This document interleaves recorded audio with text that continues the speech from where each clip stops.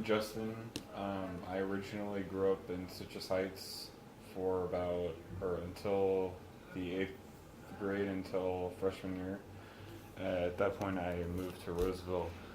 Um, but concerning career interests, I've always been interested in science and engineering and computer engineering. But um, I've always liked. I haven't been much of a math person, to be honest, but I've always found software engineering for computer like software or just engineering in general to be an interesting field of study to be interesting. But yeah. Good. And you guys already know my name, Jia, J-I-A. I was originally born and raised in China, in a small town in northern China, very border with North Korea. And then I went to Shanghai for undergrad and grad school, a civil engineer, and then a structural engineer. And then from there, I later went to Italy and Greece. I got a scholarship go there and study earthquake engineering and seismology. So that's where I got my second master degree. And later I came to United States to work. And at the beginning I worked for UCSD as a research associate. And then went to work for a structural engineer firm called Uncle Kirk Structural Engineers. And I worked there for about 7 years and got trained and got my license and worked on really have the privilege to work on some very significant projects in the nation. And then I came to work for the state about 18 months ago. Our agency is called the OSHPD, Office of Statewide Health Planning and Development. It's basically building department for the hospital design and construction and regulation for the state. And I'm a senior structure engineer over there. So since I've been there, reviewed about 150 projects, big to small, and it's enjoying my work very much. So that's in a nutshell. So you said that you got 2 master's degrees? Yeah. How long did that take you? And how was like getting that? How was it difficult or easy for you? The first master degree is a structural engineering. That took 2 years in Tongji University in Shanghai. And then the second master degree took 1 year. This is the program. It's called the MEES program. The Central European Union. So they select the students from all over the world and to participate in this master program. It's 1 year, and you got to pick 2 countries. And there were countries participating are England, French University, and Greece and Italy. And it's subject of earthquake engineering. So that took 1 year, total 3 years. And this is specifically for earthquake engineering. Okay, well, I kind of want to ask, how was life like when you were our age? Like, how are you? What was your struggles, your hopes and dreams? I went to boarding school for high school, and all I remember is studying. Really, it's no time to do anything else. I went home. My hometown. It's a half an hour by bus, and then we have every other weekend off from Saturday afternoon to Sunday, and then we come back Sunday evening. So I went back home almost twice per month, and for 1.5 days each, and all the rest time just study. We have remember every day study about until 11 p.m. and then sleep, and then get up in the morning at around 5 and study a little bit more and go to school at 7, take classes, and then after 3 o'clock all the classes over, I study until. So it was that's pretty much all I remember. I remember my birthday is always, it was never a holiday, so always when I was at school. Yeah. And I remember I was eating the rice and tell my mom, oh, I'm having fun, don't worry, and, everything is great. But then I was basically in tears and miss home, and then the pressure is a lot because in China, you know, we have a large population. It's very competitive.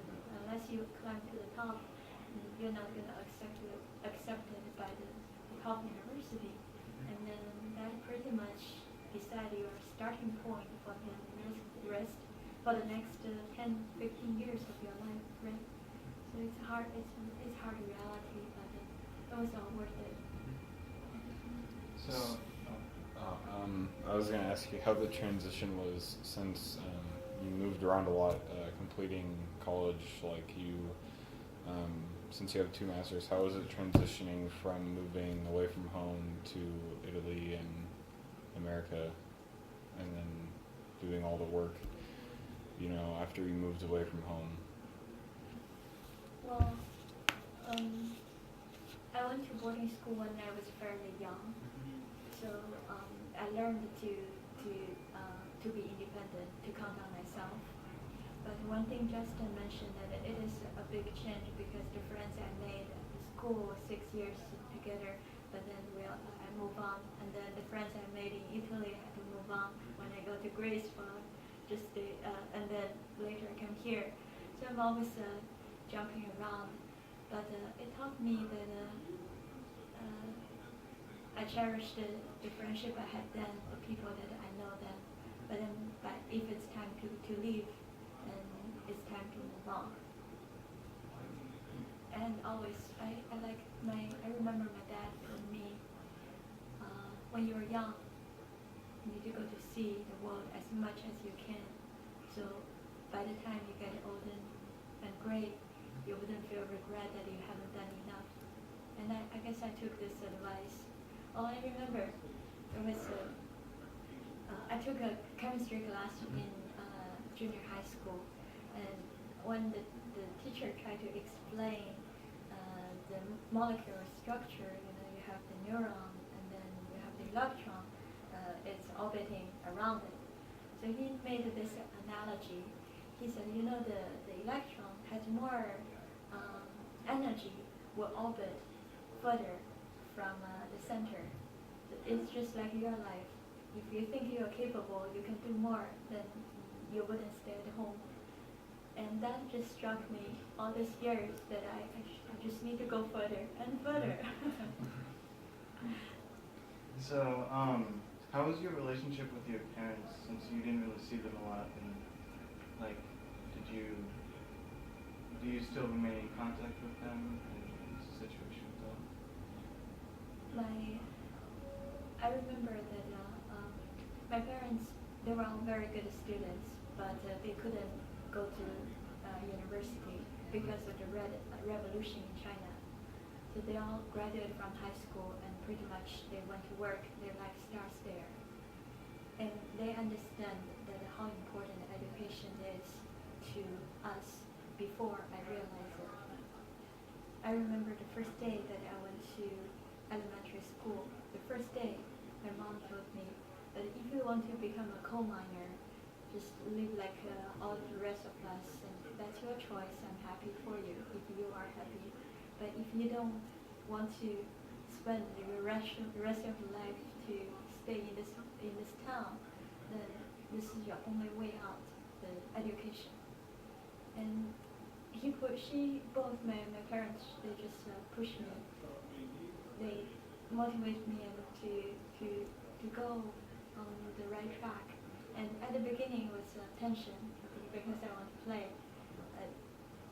But eventually, you know, I realized they're right because otherwise there's no way out. So when I look back, yes, I wasn't home. And for the past 15 years, that my birthday was always myself, and they were not there. And I was not there for Mother's Day, Father's Day. But that's the choice I made, and they are proud of me, and I'm happy for what I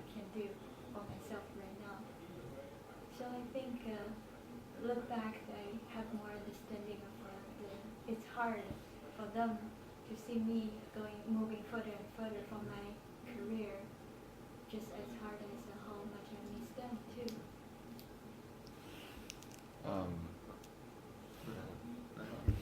Okay, so considering, you know, you didn't have a lot of time with your parents, is there anything you regret in school not being able to, you know, spend birthdays at home with your family, or missing out on time with your family when you were in school, you know, getting master's degrees or traveling? Like, were you at any point like, man, I wish I could go home and, you know, just take a break from all this, you know, if you know what I mean. Yeah. There are times that I thought that if it's all worth it, especially the hardest day for me is I took this the graduate entrance exam in Shanghai, and I had to study very hard because it's very very competitive, and I need that scholarship. But so I took the exam and then I went back home.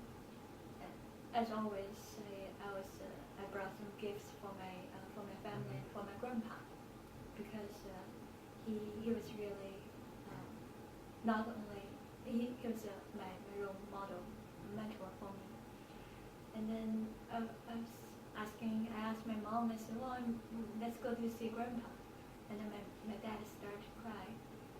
And they told me that my grandpa passed away while I was taking the exam, and they don't want me to come back home and not giving up the chance, because they know how important it is for me.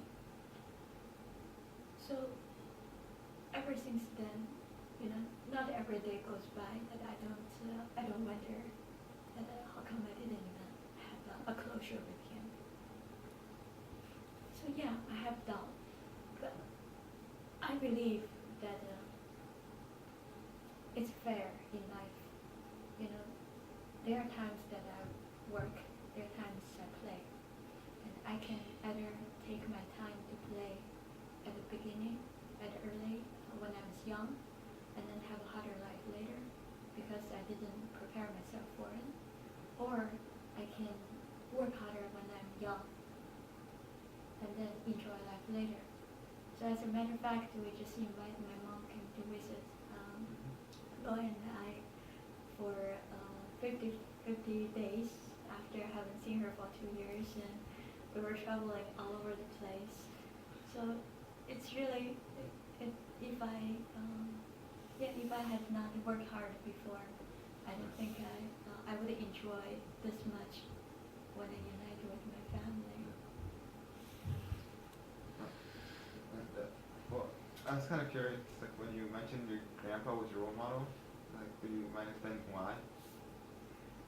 My grandpa he didn't even graduate from elementary school, so he started from the coal mine and worked as the lowest level of the labor, and then worked hard, smart, with integrity, and eventually by the time he retired, he became the chairperson, the chairman of the coal mine. Basically, was the #1 leader in our town, and had enjoyed a really good reputation. And he made me feel like, you know, you work hard, there's a chance for you.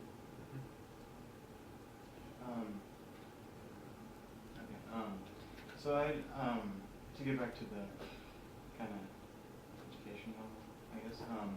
So since you're an engineer, I'm sure you could have done like anything you wanted to do.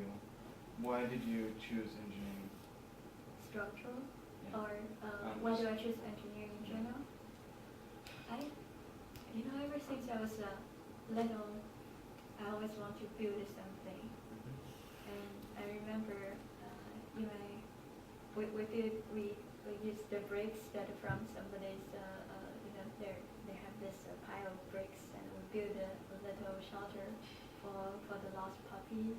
And well, when I was like 5 years old, and then would with my best friend we'll dig a channel so the water the runaway water from the rain will go to the main channel. And that's a little civil project, right? Yeah, so by the time that I got to choose, and I decided that that's what I want to do. And also that my best friend who we shoveled the dirt together, he died out of tumor, brain tumor, when he was 12 years old. And I felt like we had this pact, we're gonna go into engineering together to build great things together. But he didn't make it, and I felt that I'm living a life for him. So I need to do great things. So he will be there.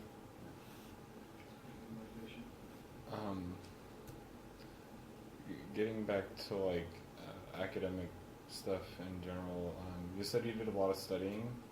I mean, especially for tests. How did you stay motivated during like when you know you have to take from now to this time to study subjects? How did you, what was the most effective way you found to study, and how did you keep yourself focused on studying and making sure that you knew the content for like whatever you had to test on or know for classes and for anything else school related, really? Mm-hmm. That's a really good question. You know, it's just like many other things in life that you want to do, that it's hard and it requires discipline. At the beginning, it always requires discipline. Before we know better, it's always that you sit down and read the books. Well, you could have done anything else at that time. But then the only way to make this last is to find the joy in it. And when you read a book, when you solve problems, and you feel like you're learning something, and then you want a little bit more challenge, and then you solve that problem too, and then you try to see that what else you can do, and only then that after you find the joy in the books, in the subject that you are dealing with, that's when that you will be better at it. Oh, well, I want to ask like, what kind of fears and pressure do you have today In your career. in life and career?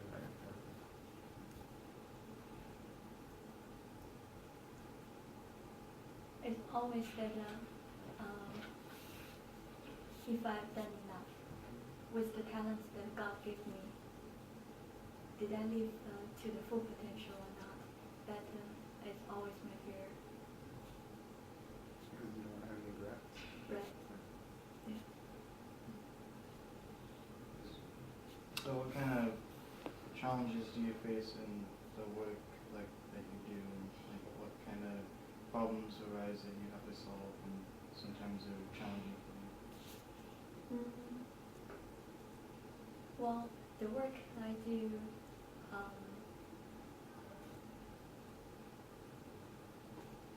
what our agency is doing is regulation, and we have the design professionals submit the construction documents for us to review, and then if we approve it, then they will get a permit to start the construction.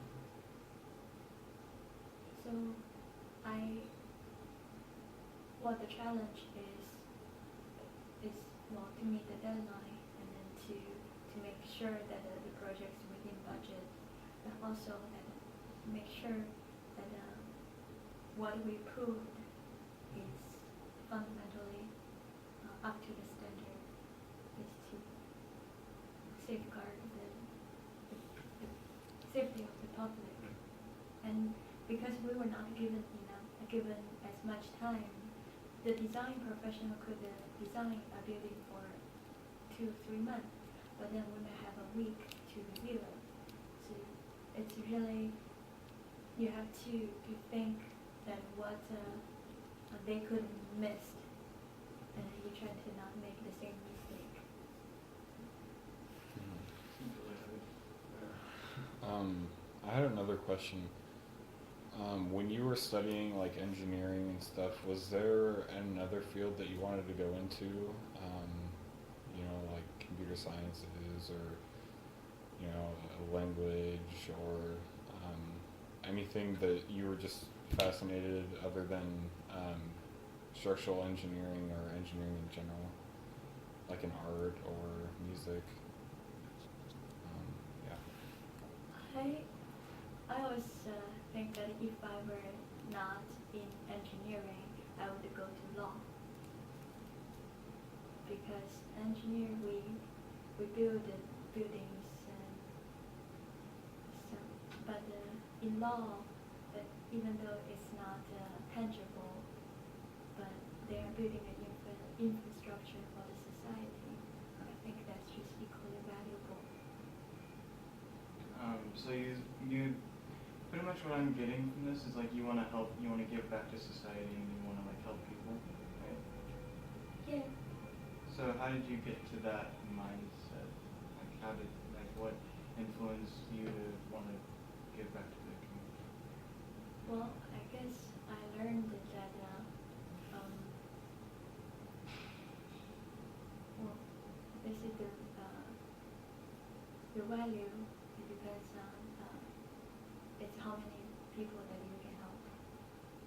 And I'm not saying that I only want to help others and not thinking about what I can get, but I believe that the more I do to other people, the more I will receive for myself.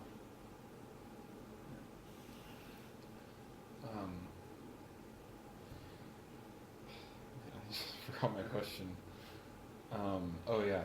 So, in the job you have now, and like, what requirements did you already have, or that you need? Like, what do you need concerning like majors or degrees from colleges that you would need for your job now? Like, what would they require you to know or study in college that you would have to get the job that you have right now? Okay. This position required the structural engineer license. Mm-hmm.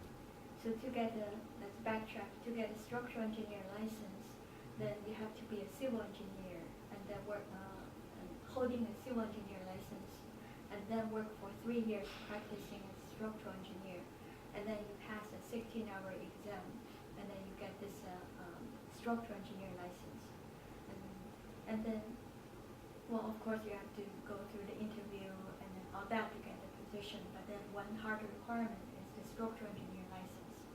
Okay, to get the civil engineer license, then it's another 16 hours exam, and then you have to answer the question about math, engineering, water resource, and then geotechnical, and the structural statistics, and all that. And then this is the civil engineer. And then to get the civil engineer license, you can either have a bachelor degree of civil engineer and then work for 3 years, or you can have a master degree of a civil engineer or structural engineer or similar, and then work for 1 year to get this license, civil license. And then the master degree, usually almost right now it is so competitive in this job market. I don't see anybody, almost all my peers, even in the design firm, at least have master degree. So to get master degree, you can get as a structural engineer, right? And then I don't know the system here in US, but usually you have to have a 4-year engineering major and choose structural master. Does that answer your question, Justin? Yeah. Another part to that was like concerning like internship or internships, like did you do any of that besides to get like your engineering license or civil engineering stuff like that? Did you take anything outside of that would have helped to like get experience in engineering for buildings or structural stuff like that? I like the internship. I didn't do specifically the internship, but I did something similar. Mhm. So if you know that where you want to go, it's a really good idea to have this to go there to apply to be an intern, Mhm. because not only you know the people and also that you know how the organization is working and exactly that what your task would be, and then talking to the right people and getting a mentor, you even know that for the 5 years working in this organization, where would it be? And then 10 years, where would you be? So this is one way. Or even you don't know where you want to go. If you have not tried to see what's life like to be in that position, how would you know if you like it or not? So I would say that regardless, the internship is very important. Trust. Yeah. Well, after you completed your education, and did you have any did you work anywhere else besides here, or did other yeah, I guess, did you work anywhere else, or well, did other countries also try to recruit you? I did not work anywhere else. I graduated from Europe, and then I just directly come to work here for UCSD, and then later Kirk Structural Engineers. When I was in college, in China the system is different. I did not go to look for another part-time job, even though that I desperately need some income. In China, you take every year you take the exam, and at the end of the exam, after you they will rank, and then give the scholarship to the top 1%, and then break down to how much money. So I figured that if I go to be a tutor, I might make $6 per hour, but then by the time I drive there, if I spend this time, ride a bike back and forth, if I spend this time to go to the library to study, at the end I get a higher scholarship, and it might be better. And that's the way that I chose, and it worked out for me. So you mentioned having to take 16-hour exams. What kind of, I don't know, like, what kind of test prep did you do? What were some skills or tips that you would share, like, for test taking? Have you guys been to Venice? Hmm? Venice, LA? No. Next to Santa Monica? There's a coffee shop called Cow's End Cafe, and it was a really nice little place, and they serve coffee and bagels and lunch too. I remember it was when there's one window seat. I remember dragging two suitcases of books, go there to study for the license, for the SE exam. I worked full time, and I had deadlines. At that time, I managed a lot of fairly complicated projects. So after work, I go to grab a bite to eat, and I sit there, study until 11 o'clock. 10 o'clock, that's when they close. So I guess to prepare for that exam, all I remember is a lot of coffee in the Cow's End. And I did one thing I did that's help is the Markov exam. I was very, one decision I did, I picked up a fairly difficult Markov exam. And it shrank my confidence after I took the exam, but I know exactly where my weakest point would be. And then I started studying very hard on that. I took two license exams, civil and structural. I think making a plan is fundamental, especially when our attention is dragged into different directions, right? If you don't make a plan to monitor your progress, it's very easy to get lost. So I made a plan that within 2 weeks I'm going to study reinforced concrete, and then 1 week for steel, and then 1 week for a bridge, and then I always monitor, and that made me feel comfortable about the schedule, about where I am, and then how much do I need to work harder, or do I need to take the time to focus on a specific issue instead of rush through. And so the two things is to make planning, long-term plan, short-term plan, and monitor it. And then second is to take more complex exams, to take the hard ones, to really evaluate where you are. And then the most important is just work very hard. If you think it will bring you something that is worthwhile in life, then you just have to work really hard. I have kind of a two-part question. The first part is, how was, kind of on a side note, but how was the transition coming from Europe to America? Not the other part.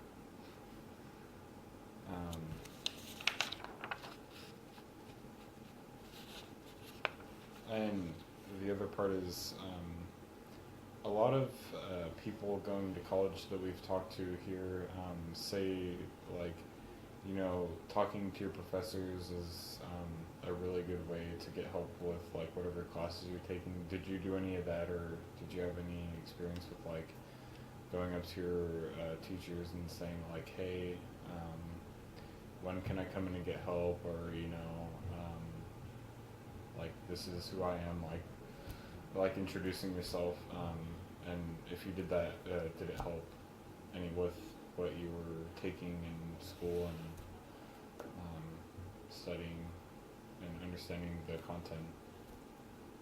Well, I think building a rapport with the professors is important, because then not only that you have the chance to discuss academic issues, and also that we are looking for a mentor. Right? If somebody has already walked 1,000 miles, and what they can share with you would help you significantly.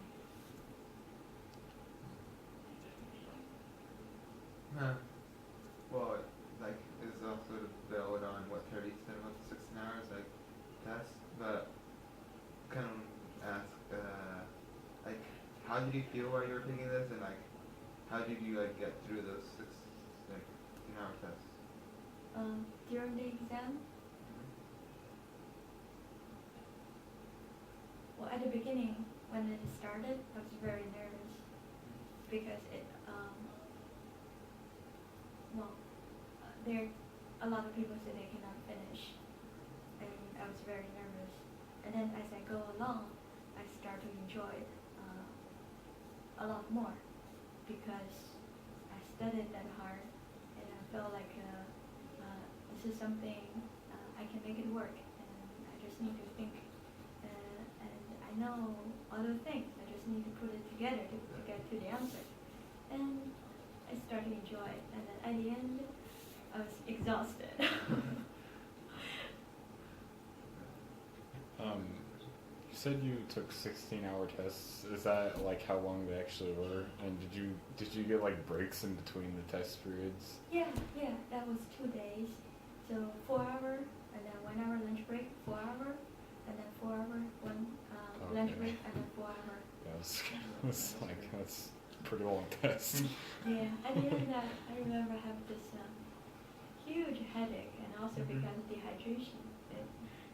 The place in Fairfield, they call it Cow's Palace. Professional engineers and land surveyors go to take their license exam all in the same place, and that is converted that's I think it's they must can hold 1,000 people in this one big room. Like a stadium or like just a what's the word? I'm trying to think of. Just like a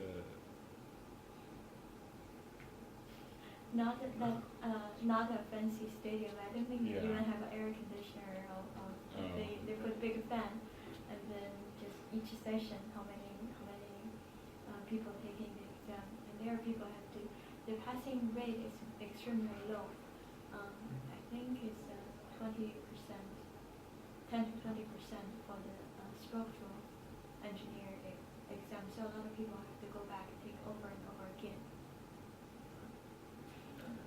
After those like tests, did you just like take a break afterwards, or did you keep on doing work?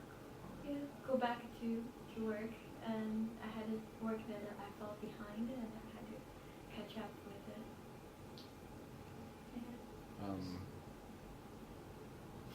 Okay.